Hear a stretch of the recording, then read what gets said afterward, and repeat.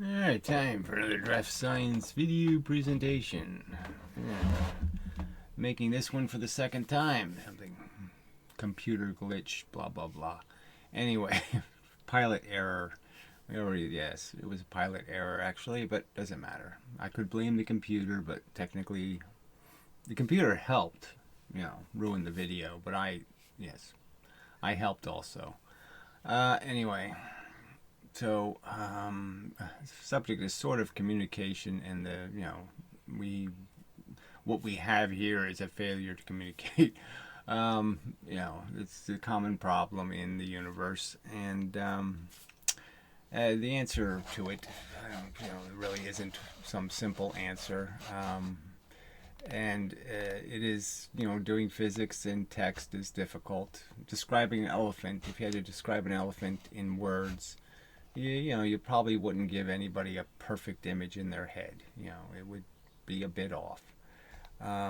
Just a fact. And so the V guy is, so it's just this triggering stuff too. I mean, he seems very pretentious and arrogant in my opinion, and maybe he has the same opinion of me. Fine, but there is a real subject underlying it, and I'm not going to yield on that subject to what I'm going to argue are kind of rubbish points to be making. So I'm going to defend. I'm going to argue against those statements that I think are rubbishy. All right. So anyway, I think part of the problem is you're not being very specific regarding which principles you disagree with. When I say energy equals momentum equals weight, do you agree or disagree? So his original comment is on a video that was titled exactly the opposite. It was just worded backwards. Weight equals momentum equals energy. So it's still the same concept.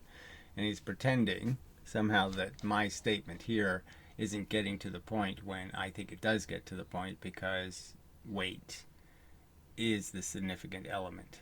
It is the thing you have to push against, is something's weight. You're not really pushing its mass, you're pushing against its velocity. All right. The mass having a velocity. And the velocity in natural space. So the argument is sort of this one. Everything has all these vectors inside of it. And the idea is when you interact with it, you're just saying, oh, okay, I could just change this vector to this vector and make this one twice as long, right? So it has a bias in this direction. Or the fact is I could just do the same thing to 2 or 3 of these vectors. All I want to do is I want to change this, say this, and whatever this. If I hit those vectors and change each one of them into its opposite, okay, whatever that would be, if I add up all of those angles, I end up with a straight line. So the idea is I'm just trying to get rid of the scatter. You're just trying to take a system that has energy in all kinds of directions and turn it into a system that has energy just in the one direction. So you're just trying to convert all these into shorter lines, okay, and make this one the longer line. And my argument is there's a lot of things fighting against that happening. The mere fact that you're plowing into more force, okay, the faster you go, the more this way you're hitting. Okay, that's one big problem, drag. And then the other problem is all the stuff coming in this way is just trying to put the chaos back. It's trying to make things go back this way again. So all the other energy from the universe is fighting against you trying to force everything to align in one direction. And so you constantly have to fight that battle, and that battle means that you'll never get to the speed of light with a material object, because you're never going to be in an environment where there isn't some external force that's going to try to rescatter your momentum. Turn this, cut a piece of this off, and turn it back into this. So, but that's a way of looking at it, is that you could just see that matter, you start this way when you're not moving, and when you are moving, it gets to be this little thing with one long line. But you can never get rid of this altogether, and that's always going to keep you from going the speed of light.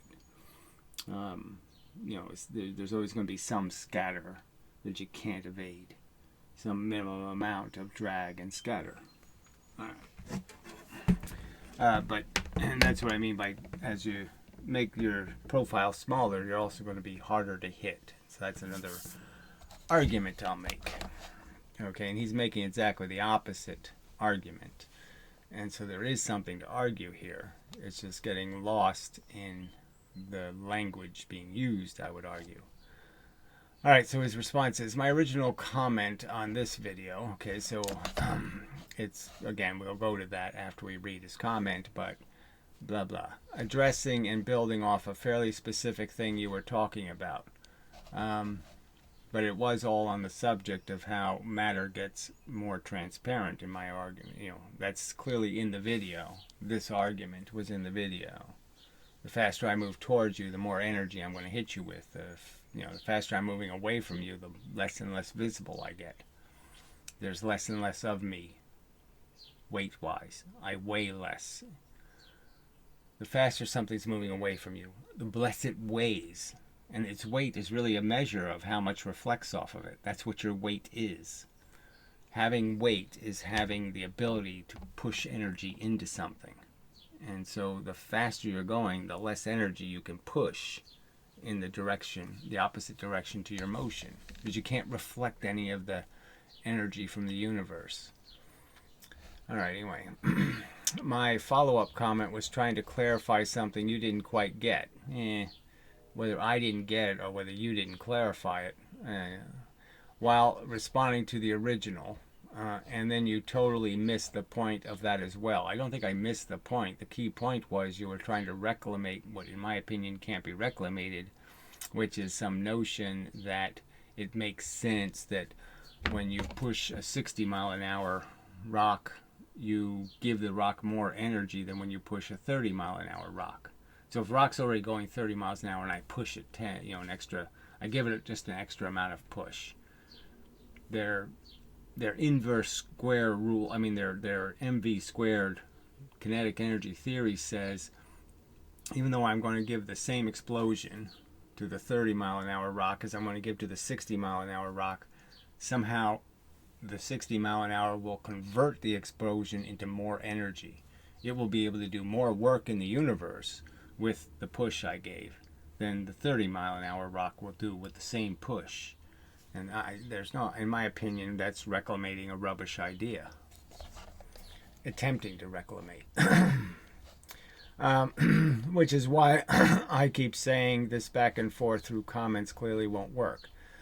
Well, yes, it's you. It's not really a back and forth in comments. It's a back and forth between me trying to be as detailed as possible because I can be, and you trying to be as general as possible because that's expedient when you're making comments. And right, those two things aren't necessarily very compatible.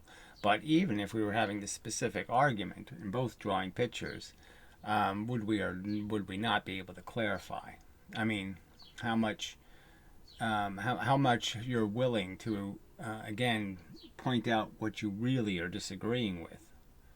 And that's really the problem, right? Is that people don't disagree about the actual subject, they disagree about some other kind of bullshit. Like if you're having an argument about abortion, you're not having an argument about abortion, you're having an argument about God.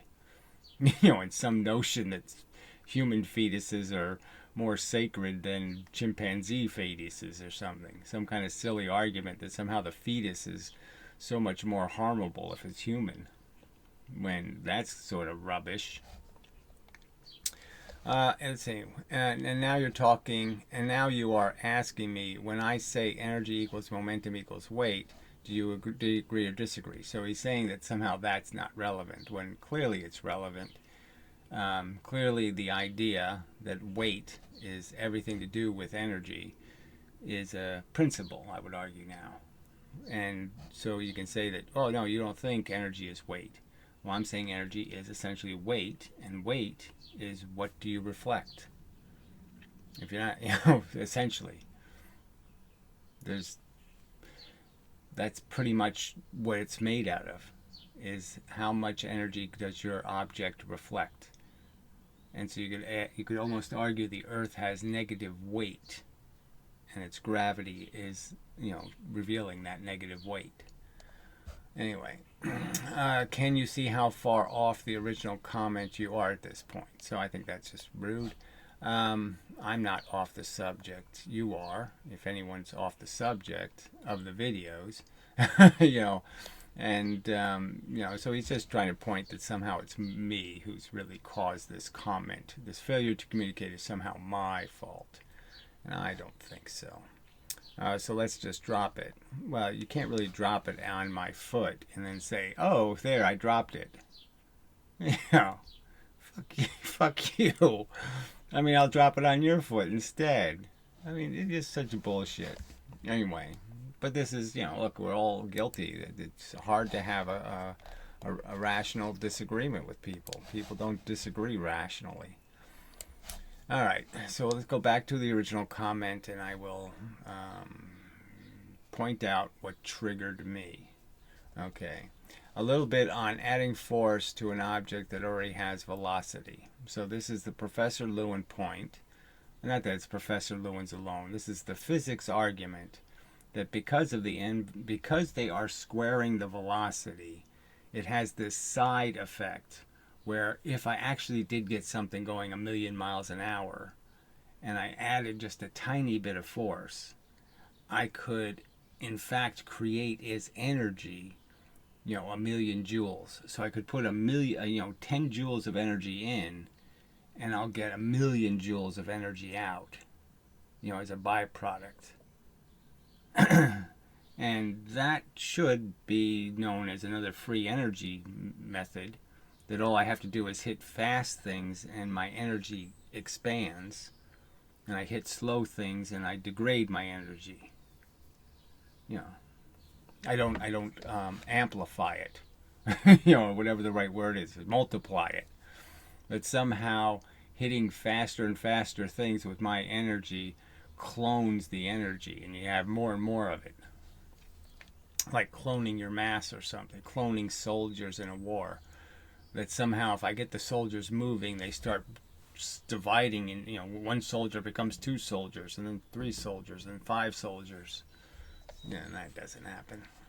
As you already pointed out, getting something moving takes aligning all the little bits in the same direction. So again, getting something moving doesn't require aligning all of the little bits. But the idea of getting something moving is another complicated subject, right? Because the something we're talking about is atoms, a group of atoms.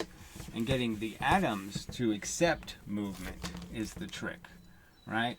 So that's the inertia thing. That's the, things don't want to move thing. So if I don't put enough energy in, so I put an energy into some object that has atoms, and what I've pointed out is that you will move electrons with the energy. That's what you're really moving, is electrons. So the electrons are moving in this direction. So you start getting electrons to move in this direction. But the point is, if you don't get the nucleuses of the atoms to actually move, that is the vectors to change inside the atoms, then all that movement of the electrons will just end up being electrons pop out on this side, and they'll just pop back in again. And that's when you'll get your internal reflections. All right, so the idea is you have to impart the energy, and it has to have time to spread to the atoms' nucleuses, and get all of the atoms have to move, or none of them are going to move. So it has to move one atom. That causes this atom to move. That causes this atom to move. This causes this atom. So they all have to move. Well, see, I'm saying it the wrong way. But it's actually the atoms are what first converts it into heat. So you have 2 different levels of movement. You have the movement of electrons, and the electrons, you could just make the simple argument that you could tap something on one side. The electrons are going to transmit the vibration to the other side, and it's going to bounce back, and you'll get the echo effect. It'll just keep resonating until it dies down. But what's dying down is that you're turning the movement of the electrons into the movement of the atoms. But if all the atoms don't move in the same direction, then the atoms will do the same thing. They'll push out and then get pulled back into the substance. Push out, get pulled back in. And all they'll do is create heat, internal movement of the atoms. And so you have to get the heat to be in all in one direction. So you could argue, all right, I think you could argue very validly, that heat is just energy scattered, that is, atoms moving in all different directions, and that when I convert the heat into energy all in one direction, then the heat becomes the motion. It's the same effect. It's atoms moving. It's just that when you move the atoms all in one direction, then it's motion. When they're moving in different directions, then it's heat. So movement and heat are the same thing, just different manifestations of the same thing. One is coherent, and one isn't. You could say or correlated, or collated, or culminated, and one isn't.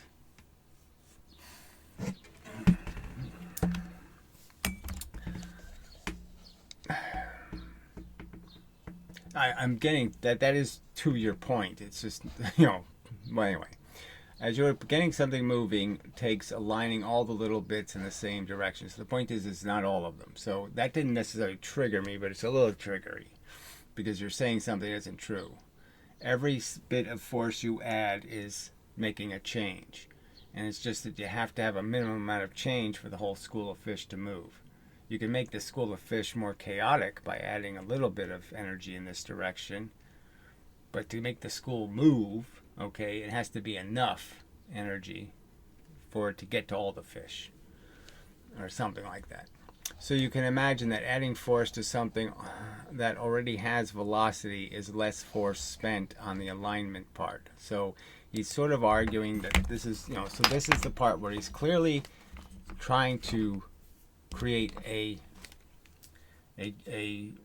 reasoning in defense of some notion that it's easier to apply energy to something already moving, and that if it's easier to apply the energy to it, that means it has more energy, or that you get it more out of the energy. That somehow the energy is more efficient.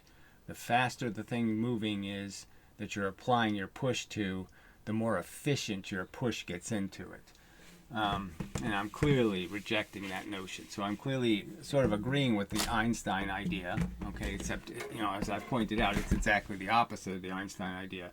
So Einstein would argue that when you move mass at a speed, it gets heavier and heavier, and therefore harder to push.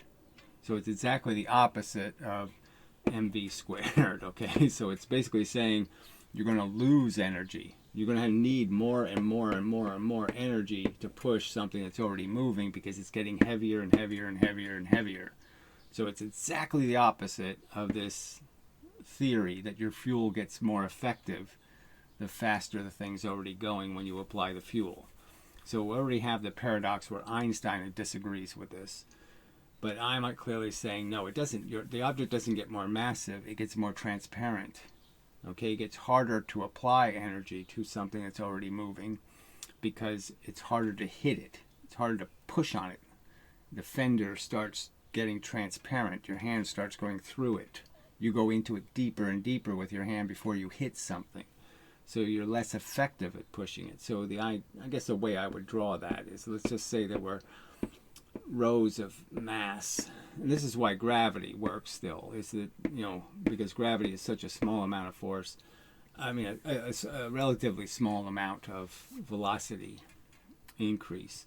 But the idea would be is that it doesn't matter which one I hit. So if I hit something, an atom here, if I knock that atom into this atom, I've essentially just replaced myself with another agent that's doing exactly the same thing. So my energy still exists, and it still exists here, and it still exists here. So it just keeps doing the conversion. Because it's like me hitting a pile of snow with a snowplow. And then I hit the snow, and the snow turned into a snowplow itself. Right? Like it's shaped like a snowplow, and it plows snow ahead of it. I'm creating energy in the same direction I was going. And so my energy keeps pushing snow. It just doesn't stop. So so that solves the problem of, this idea that somehow gravity would go, that, what's the right way to say it? Say if this atom was already moving, and then you know, and well, there's always going to be something going in some other direction is the point. All right, so when the gravity is going in, it doesn't matter if these two atoms are already moving. I'm finally going to get to this one eventually that's not moving. So I'm always going to find something to change.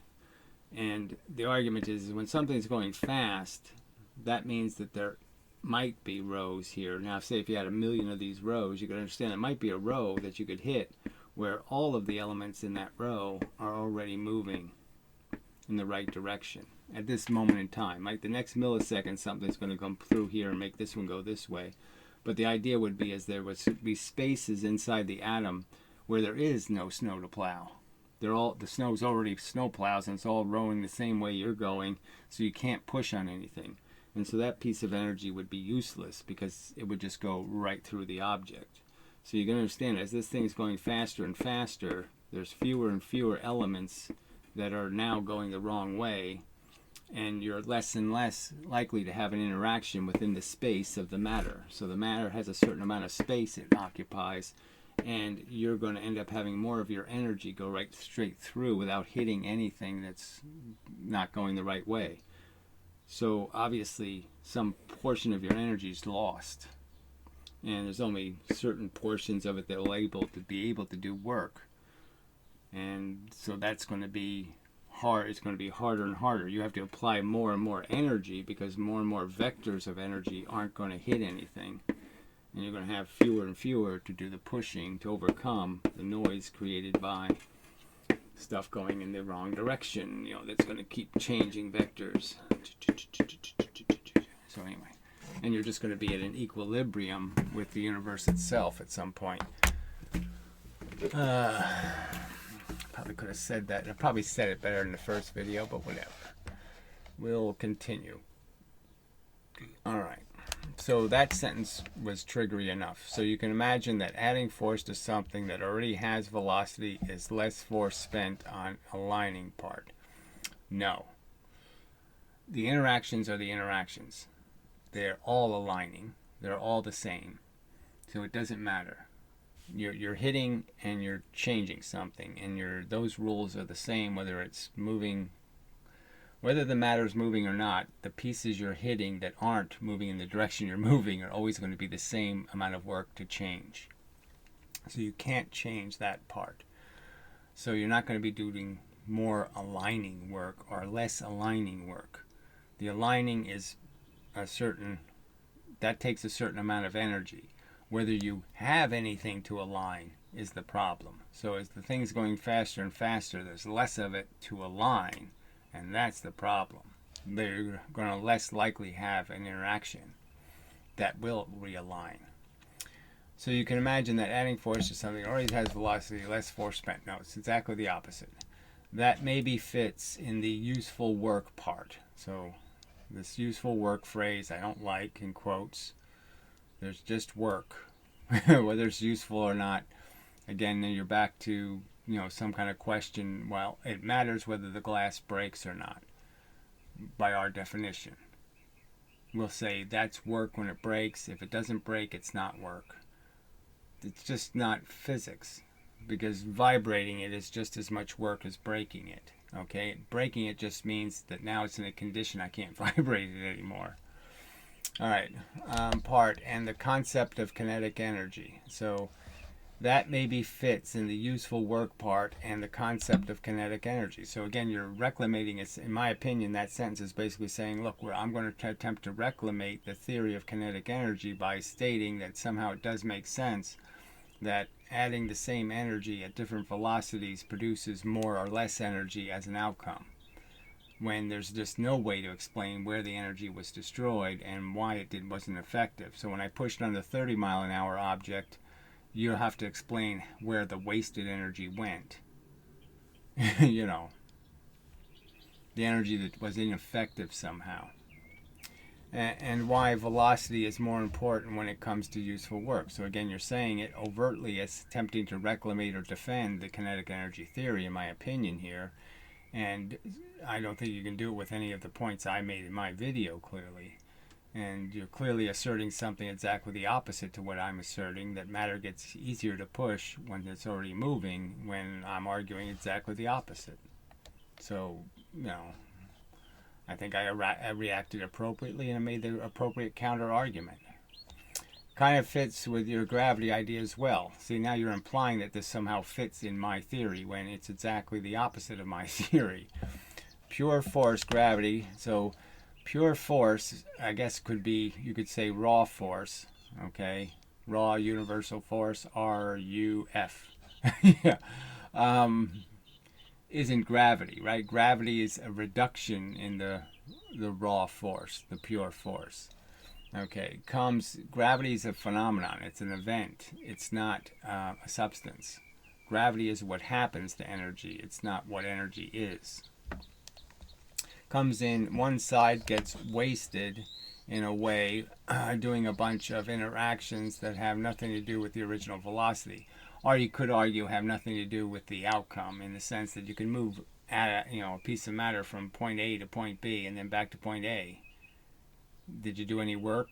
Has anything been changed in the universe? And the argument is no, nothing changed in the universe, and so this was sort of a wasted interaction. So it was just lost time.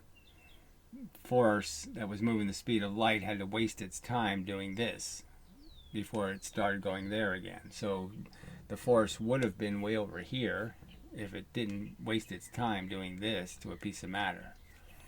Okay, gets wasted in a way doing a bunch of interactions that have nothing to do with the original velocity, and you have something less energetic. So there's less energy in the universe because you are slowing matter forces down, and that's all the argument is.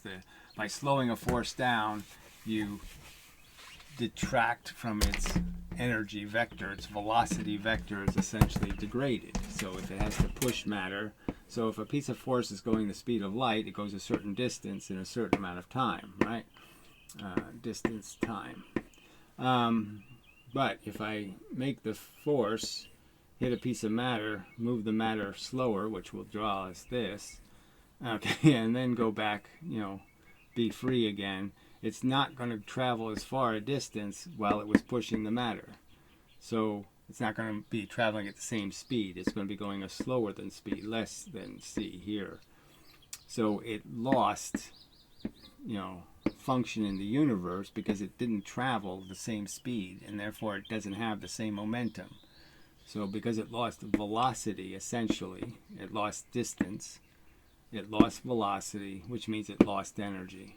So essentially the Earth is consuming, the little bits inside the Earth moving, the heat inside the Earth is an example, is the direct byproduct of the universe having its energy consumed by the Earth. So the energy goes into the Earth, it jiggles a bunch of crap inside the Earth, delaying it, and it comes out as less energy here.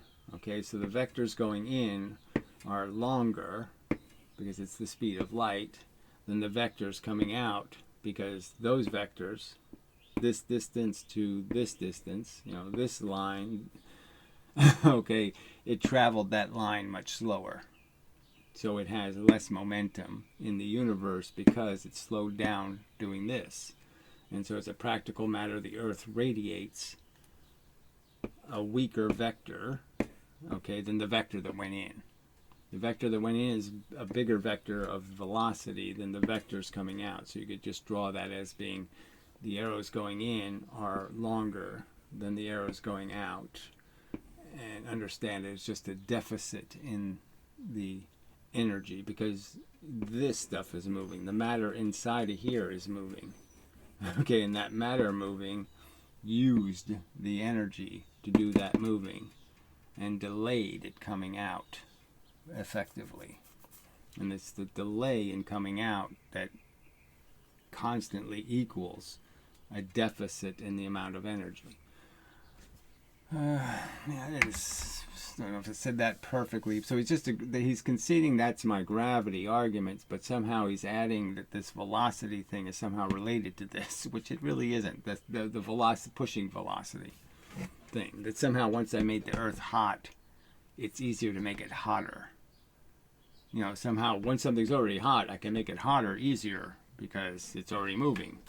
When, no, not true. It kind of fits as well. Pure force, gravity comes in one side, gets wasted in a way, doing a bunch of interactions that have nothing to do with the original, and I have something energetic coming out, okay, on the other side. Whether it's actually wasted or transformed into another form, which isn't able to do what gravity does, is something for another time. So yes, there is even more fundamental argument is, when I move matter from point A to point B, did I do any work? I mean, I moved from point A to point B and then back to A again. Did I accomplish anything? Well, the fact is when I was going this way, I did push more energy that way in the universe, and I made a vacuum in the universe this way. And when it went back the other way, it reversed that. So, are those reflections and lack of reflections, in a way, causing more and less energy in the universe in different locations? And the fact is they are. So the movement may be understood as not being completely lost, but I think the fact is that the universe is colder because matter's in it. If you took away the matter, then all the little force bits would never hit anything, and therefore would always be going the speed of light. And so they would get further. They would be doing more work in the same amount of time, because they would be traveling more distance in the same amount of time. And so they'd be hitting the outside of the universe more often. So if the universe was a bubble, a balloon, and the energy was inside of it was little BBs bouncing around, if I put a couple of checkers or golf balls in there, I'll end up absorbing some of the motion in the balloon, and the balloon will have less pressure. It'll contract because the golf balls moving will actually consume the energy of the BBs, because the golf balls will move slower than the BBs are moving. That's an analogy. Probably shouldn't use golf balls. Should just use wooden ones or something. But anyway. Okay, so you end up with a scenario where gravity coming in from Earth is always in a deficit compared to gravity coming towards the Earth. Where gravity coming from Earth is always in a deficit compared to gravity from... Alright, so he's using the word gravity as if gravity was the energy, when gravity is the phenomenon of energy absorption. So gravity is caused by an absorption of energy. It's a deficit force. So gravity means you have a deficit in your reflectivity, you could argue, or something.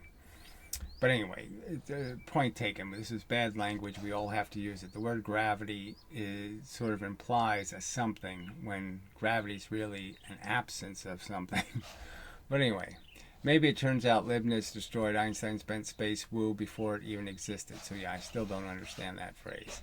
But clearly the point is that in here you're attempting to argue that kinetic energy has some meaning, is a reasonable idea based on some idea of useful work, based on some idea that you can make interactions less or more effective by moving objects.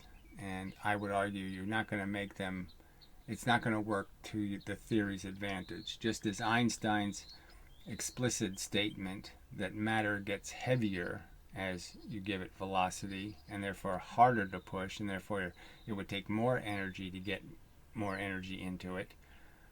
It's an exact opposite argument to kinetic energy, and clearly my argument that it's getting lighter, the matter is actually getting lighter, and therefore harder to push, more transparent, is also in direct contradiction to any notion that you gain energy by pushing fast things when you should be losing energy pushing fast things. It should be less effective. Your push should be less effective, not more effective. And you're trying to argue that somehow that's consistent with my principles, and I'm saying it's not consistent, certainly not consistent with my gravity argument either. So I don't know what to say. I mean, if I make the Earth's interior hotter, I'm not going to make it more or less gravitational. Because all I'm doing is changing the directions. I'm not making more energy. It doesn't matter whether inside the Earth, if I use a balloon, the balloon isn't going to care whether the energy is going this way or this way at any one moment, right? So which way it's going, if I'm just changing directions, I'm not changing anything that matters. What I have to do is move something that wasn't moving, not move something that is. So, you could just make the argument the energy is going to be much more effective when there's more things not moving to hit than things already moving.